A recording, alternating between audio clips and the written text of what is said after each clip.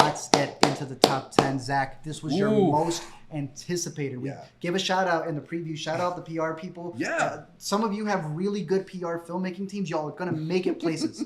Some of y'all need to change those people. But shout out to the team for Sauna Sisterhood. You put it at the top. They got us an early link.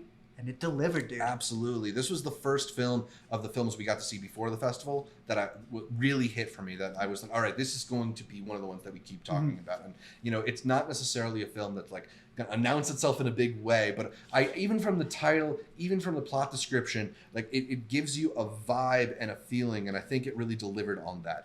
The film, of course, Sauna Sisterhood, about this group of women who come together in a sauna and just sort of talk and have therapy sessions with each other. But it's also just this really brilliantly put together film in that the way that the camera moves and what it chooses to focus on, there's very little focus on women's faces as they're talking. Yes. It's different body parts. It's a lot of naked bodies too. But what they're doing is it's naked bodies delivering naked truths, right? Yes. It's this really interesting thing where by kind of disembodying the voices and using the women as sort of representational figures for maybe womanhood, it's less about like, this is this one person's story and this is like many people's story.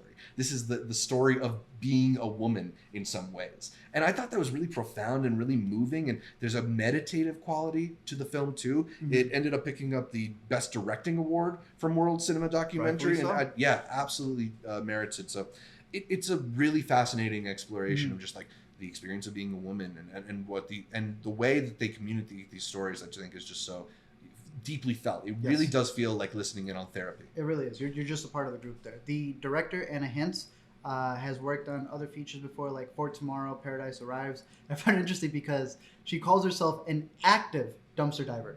Not an ex, active. And she made a really good movie here. I agree with you, Zach. And I like your letterbox review. I haven't liked it yet, but I did like it.